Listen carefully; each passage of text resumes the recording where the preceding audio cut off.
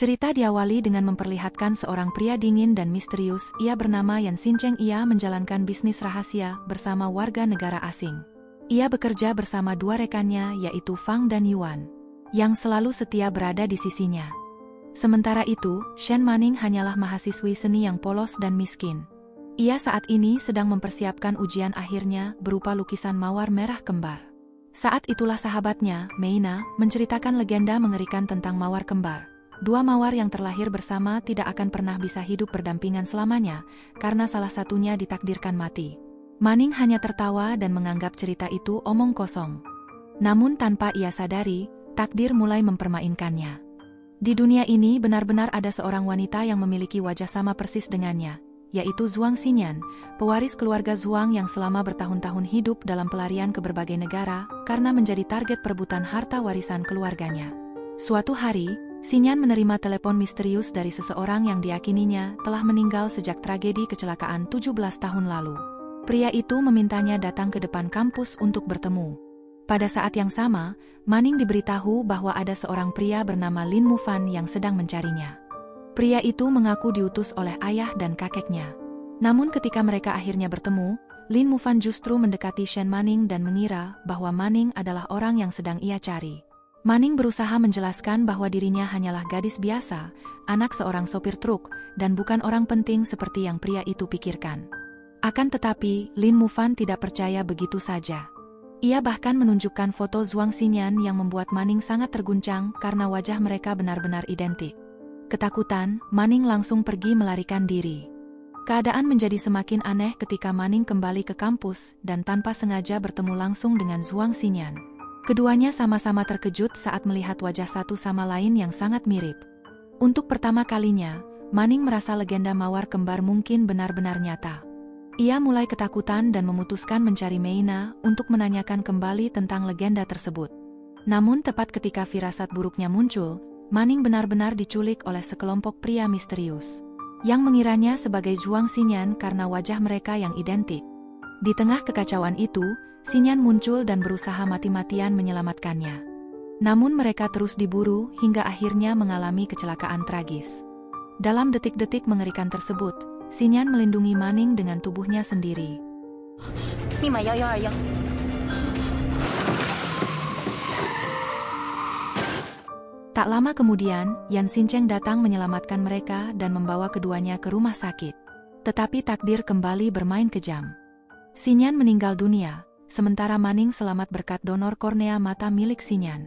Beberapa hari kemudian, Manning terbangun dari koma dan mendapati hidupnya telah berubah sepenuhnya. Yan Xincheng mengatakan bahwa mulai saat itu dirinya adalah Zhuang Xinyan. Manning histeris, hancur, dan tidak mampu menerima kenyataan bahwa ia hidup menggunakan mata milik seseorang yang telah mati demi menyelamatkannya. Dalam keputusasaan, Manning hampir mengakhiri hidupnya sendiri.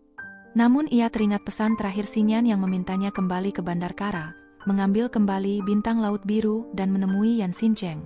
Yan berhasil menghentikan tindakan nekat Manning, lalu setelah percakapan panjang yang penuh emosi, Manning akhirnya setuju menggantikan identitas Xinyan demi membalas pengorbanannya.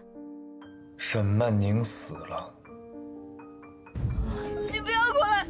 你要再过来的话，我是谁？活下去。你必须替离开的那个。 Kini Manning harus kembali ke keluarga Zhuang sebagai Zhuang Xinyan, cucu kesayangan pendiri perusahaan perhiasan terbesar keluarga itu. Sejak kecil, Xinyan hidup dibayangi tragedi. Ayahnya meninggal dalam kecelakaan mobil, sementara ibunya menghilang tanpa jejak. Demi melindunginya, kakek Zhuang menyembunyikannya di luar negeri selama bertahun-tahun. Untuk melindunginya. Namun sekarang, semuanya berubah. Jabatan CEO perusahaan keluarga sedang diperebutkan, dan Yan Xincheng memaksa Manning mengambil kembali hak milik keluarga Zhuang dengan menyamar sebagai Xinyan sepenuhnya. 短时间内就变得跟他一模一样吧，我不行的。你必须行，只有死。 Saat rapat direksi berlangsung, kemunculan Zhuang Xinyan mengejutkan seluruh ruangan. Selama 17 tahun, tak seorang pun pernah berhasil menemukan pewaris keluarga itu. Dengan tangan gemetar dan rasa takut yang menghancurkan, Manning mencoba memainkan perannya, sementara Yan terus berdiri di belakangnya, mengendalikan situasi seperti bayangan gelap yang selalu mengawasi. Di balik semua itu, ternyata ada seseorang yang benar-benar ingin membunuh Xinyan. Dan kini, karena Manning menggantikan identitasnya, nyawanya pun ikut menjadi taruhan. Yan kemudian membawa Manning ke rumah keluarga Zhuang. Anehnya, tak seorang pun mengetahui hubungan sebenarnya antara Yan dan Xinyan. Demi menjaga penyamaran, Yan berpura-pura menjadi tunangan Xinyan dan menunjukkan sikap romantis di depan keluarga itu, meski di baliknya tersimpan ketegangan yang mencekam. Di rumah megah keluarga Zhuang, Manning disambut tatapan dingin bibinya dan aura penuh kecurigaan dari semua orang. Ia juga bertemu dengan kakek Zhuang yang sedang terbaring sakit parah. Meski ketakutan, perlahan Manning mulai menyesuaikan diri dengan kehidupan yang bukan miliknya. Ketika memasuki kamar Xinyan, Manning terpaku melihat semua kemewahan yang tak pernah ia bayangkan sebelumnya. Gaun mahal, tas mewah, sepatu berkelas, dan perhiasan berkilau memenuhi ruangan.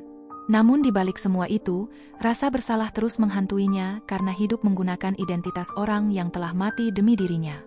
Keesokan harinya, saat berjalan di taman, Manning tidak sadar bahwa seseorang sedang mengawasinya.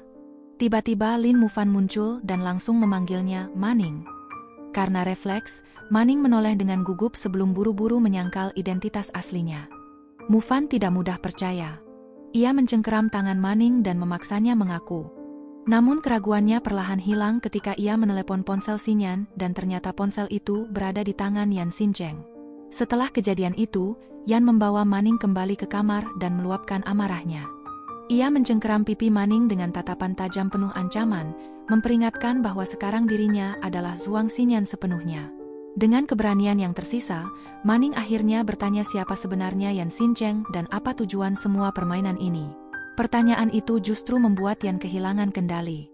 Ia mencekik Manning sambil mendekatkan wajahnya begitu dekat seolah ingin menciumnya, lalu berbisik dingin bahwa Manning tidak perlu mengetahui apapun. Tugasnya hanya satu, menjadi Zhuang Xinyan dengan sempurna. 小林哥哥，现在庄家只有我跟我。免令，我不同意。如果我想要蓝海，绝对不会再来救你。 Sejak saat itu, Manning terus dihantui bayangan Xinyan, seolah gadis itu belum benar-benar pergi. Sementara Yan semakin tenggelam dalam rahasia dan misinya sendiri. Keadaan semakin memburuk ketika kondisi kakek Zhuang tiba-tiba kritis dan dokter menyatakan bahwa ia membutuhkan transplantasi ginjal secepat mungkin. Semua anggota keluarga diminta menjalani tes darah, termasuk Xinyan. Mendengar hal itu, Manning panik luar biasa karena ia sadar identitas palsunya bisa terbongkar kapan saja. Ia mencoba menghubungi Yan berkali-kali, tetapi tidak mendapat jawaban. Di saat bersamaan, Yan Xincheng dan kedua rekannya sedang menyelidiki misteri kecelakaan tabrak lari di masa lalu, termasuk tragedi yang menimpa Xinyan dan Manning. Saat melihat rekaman CCTV rumah keluarga Zhuang, mereka menyadari Manning akan menjalani tes darah. Yan langsung bergegas ke rumah sakit. Sesampainya di sana, ia menarik Manning ke dalam pelukan romantis di depan semua orang sebelum diam-diam membawanya pergi. Di dekat lift, salah satu rekannya sengaja menjatuhkan sampel darah Manning agar hasil tes gagal diperiksa. Namun Yan tidak berhenti sampai di situ. Ia bahkan mencampurkan darahnya sendiri ke sampel darah Manning demi menghancurkan semua bukti. 我说，把手机还给我！ 可以了， 休息一下。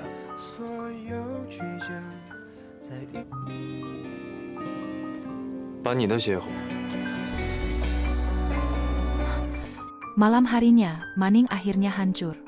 Dengan air mata dan suara bergetar, ia mengaku tidak sanggup lagi menjalani semua kebohongan ini. Ia terlalu lelah hidup sebagai orang lain. Meski sempat menyakitinya, air mata Manning perlahan meluluhkan hati Yan Xincheng. Untuk pertama kalinya, pria dingin itu terlihat goyah. Ia melepaskan cekikannya, lalu melemparkan paspor Manning dan menyuruhnya kembali ke tempat asalnya keesokan harinya. Karena rencana awal gagal, Yan terpaksa menjalankan rencana lain yang jauh lebih berbahaya, menculik kakek Zhuang demi membawanya ke tempat yang aman untuk pengobatan.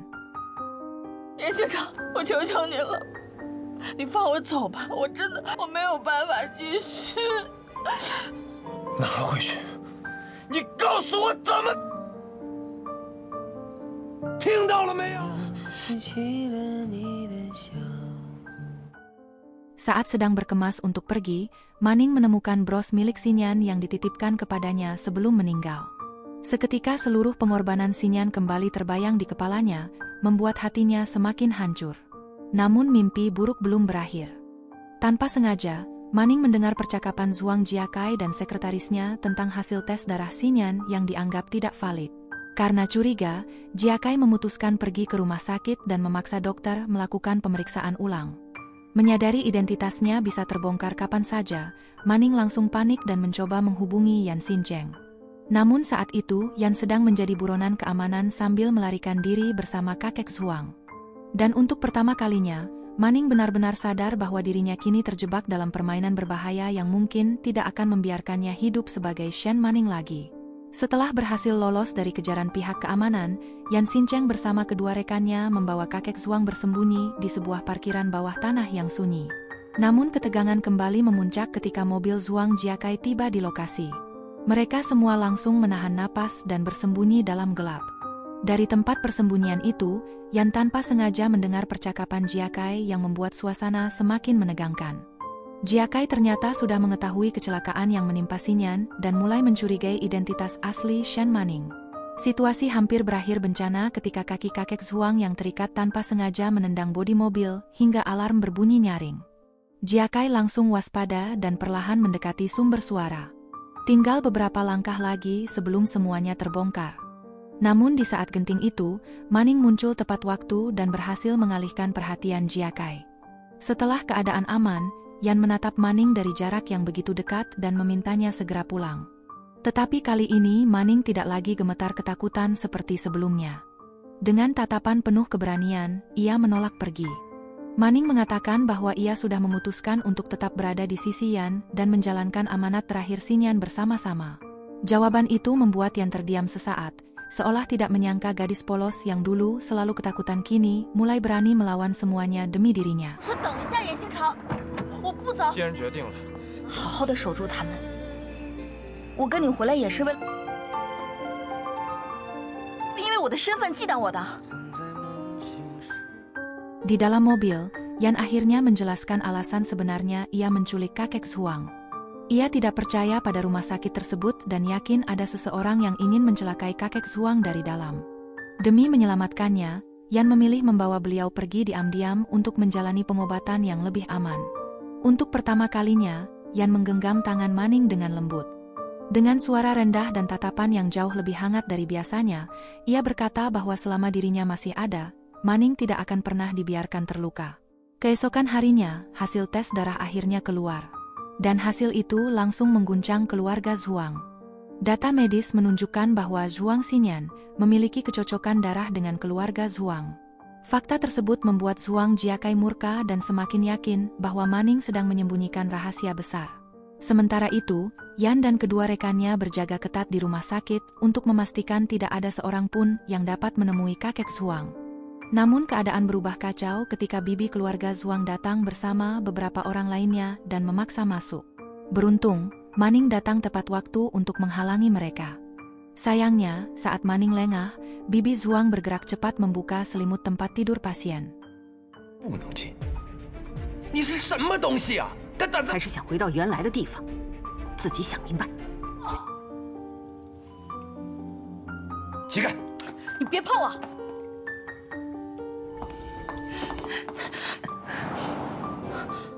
Semua orang langsung membeku karena di atas ranjang hanya terdapat tumpukan bantal. Kakek Zhuang sudah menghilang. Amarah bibi Zhuang langsung meledak. Ia bersikeras melaporkan Yan ke polisi karena dianggap menculik kakek Zhuang. Tetapi di tengah kekacauan itu, situasi tiba-tiba berubah ketika kondisi kesehatan kakek Zhuang perlahan membaik dan ia muncul kembali bersama Yan. Merasa hidupnya tidak akan bertahan lama, kakek Zhuang akhirnya mengambil keputusan terbesar dalam hidupnya. Di depan seluruh keluarga, ia mengumumkan bahwa seluruh perusahaan keluarga Zhuang akan diwariskan kepada Xinyan. Keputusan itu membuat semua orang terkejut, terutama Manning. Ia tidak pernah membayangkan bahwa kebohongan yang awalnya hanya untuk bertahan hidup kini menyeretnya menjadi pewaris salah satu perusahaan terbesar keluarga Zhuang. Beban yang harus ia tanggung kini bukan hanya identitas palsu, tetapi juga masa depan seluruh keluarga tersebut. Malam harinya, Yan datang ke kamar Manning dan mengatakan bahwa mulai sekarang mereka harus tinggal bersama. Karena Manning telah menjadi pewaris perusahaan, Yan ingin memastikan keselamatannya selama 24 jam penuh. Namun masalah baru langsung muncul. Di kamar itu hanya ada satu tempat tidur. Perdebatan kecil mereka perlahan berubah canggung ketika Yan terus mendekat hingga Manning terjatuh ke atas ranjang. Dengan senyum tipis penuh godaan, Yan menunduk dan berbisik pelan. "Apa kita sekalian saja mengadakan pertunangan sungguhan?" Manning langsung panik dan menyangkal dengan wajah memerah. Tetapi suasana itu mendadak buyar ketika dua rekan yang tiba-tiba masuk ke kamar dan memergoki mereka dalam posisi yang sangat mencurigakan. Keduanya langsung membeku kikuk. Sementara itu, Manning makin salah tingkah ketika Yan dengan santainya melepaskan syal di depan mereka tanpa rasa malu sedikit pun. Malam itu, Manning diam-diam terus mencuri pandang ke arah Yan yang tidur di sofa. Entah sejak kapan, pria dingin yang dulu begitu menakutkan perlahan mulai membuat jantungnya berdebar tidak karuan. Keesokan paginya, Yan membangunkannya untuk lari pagi bersama. Tidak hanya itu, Yan bahkan membantu Manning bersiap-siap seperti seorang pasangan sungguhan. Ia mengikat rambut Manning dengan hati-hati, memilihkan pakaian terbaik untuknya, bahkan memakaikan lipstik dengan jarak yang begitu dekat hingga membuat Manning gugup setengah mati. Semua perhatian kecil itu perlahan mulai menghancurkan dinding di hati Manning. Namun di balik sikap dinginnya, Yan ternyata masih dihantui masa lalu yang kelam. Di malam berikutnya, Yan mengalami mimpi buruk tentang tragedi masa lalu yang terus menghantuinya. Tubuhnya gemetar dalam tidur hingga Manning yang terbangun mencoba menenangkannya dengan lembut.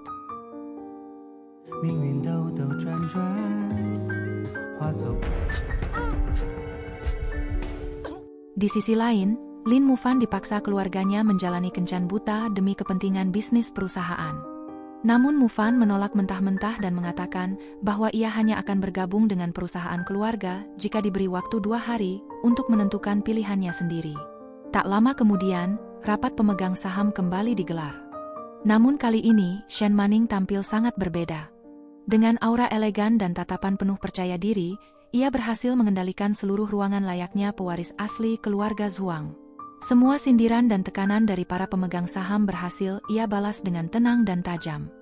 Di depan semua orang, Manning menyatakan bahwa dirinya mampu membawa perusahaan keluar dari krisis dan mengembalikan nama keluarga Zhuang ke puncak industri. Ketegasan dan keberaniannya membuat banyak orang mulai percaya pada dirinya.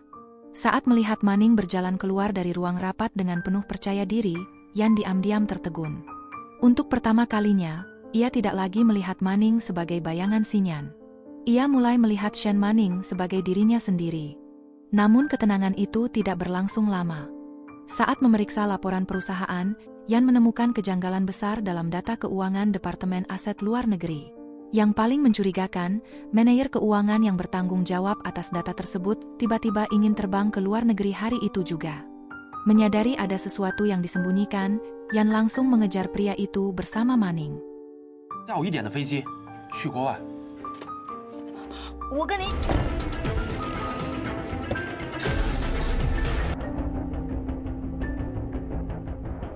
第2口上2环，入高架，进入了机场高速。老大。 Aksi kejar-kejaran menegangkan pun terjadi, hingga mereka berhasil memojokkan sang manajer di lantai atas sebuah gedung tinggi. Dalam keadaan panik, pria itu malah membuang tas berisi dokumen rahasia perusahaan. Melihat itu, Yan langsung kehilangan kesabaran. Dengan tatapan dingin mematikan, ia melepas dasinya lalu menggantung pria tersebut di tepi gedung. Ketakutan setengah mati, manajer itu akhirnya menyerahkan seluruh data rahasia perusahaan. 交给我！问你一遍，清单在哪？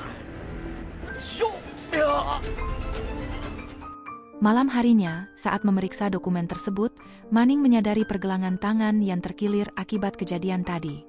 Ketika Yan tertidur lelap, Manning diam-diam mengambil kotak P3K dan mengobati tangannya dengan hati-hati. Meski tetap berpura-pura dingin, perhatian kecil itu perlahan mulai meluluhkan hati Yan. Di tengah semua kekacauan tersebut, perusahaan keluarga Zhuang kembali berada di ambang kehancuran karena tenggat pembayaran utang yang hampir jatuh tempo. Semua orang panik. Namun Manning justru berdiri di depan seluruh karyawan dan mengambil alih situasi.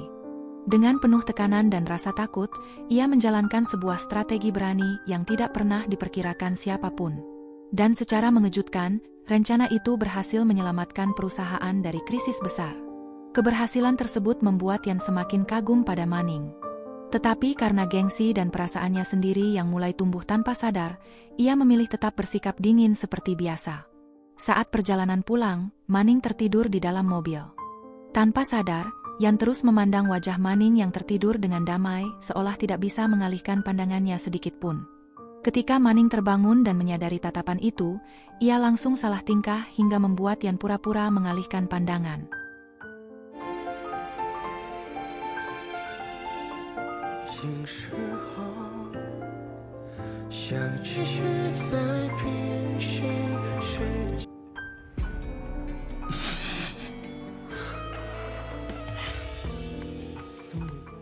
Keesokan paginya, Manning berjalan-jalan di taman bunga bersama kakek Zhuang.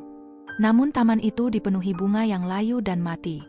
Karena merasa sedih melihatnya, Manning memutuskan untuk menanam ulang seluruh taman tersebut. Yan yang berada di sana malah duduk santai tanpa membantu sedikit pun. Kesal melihat sikapnya, Manning iseng mengoleskan tanah ke wajah Yan. Namun tak disangka, Yan langsung membalas dengan menggendong Manning dan membawanya masuk ke kamar.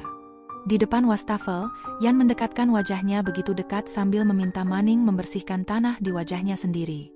Jarak mereka yang nyaris tanpa celah membuat Manning kembali kehilangan kendali atas detak jantungnya. Tetapi di saat hubungan mereka mulai berubah semakin dekat, masalah baru kembali muncul. Tang Lin bersama kakaknya mendatangi perusahaan keluarga Lin dan menuduh mereka telah mencuri serta meniru desain milik perusahaan mereka. Konflik bisnis besar pun kembali dimulai, membuka babak baru yang jauh lebih berbahaya bagi Manning dan Yan Xincheng. 我说了这个话。来尝你土的芬芳。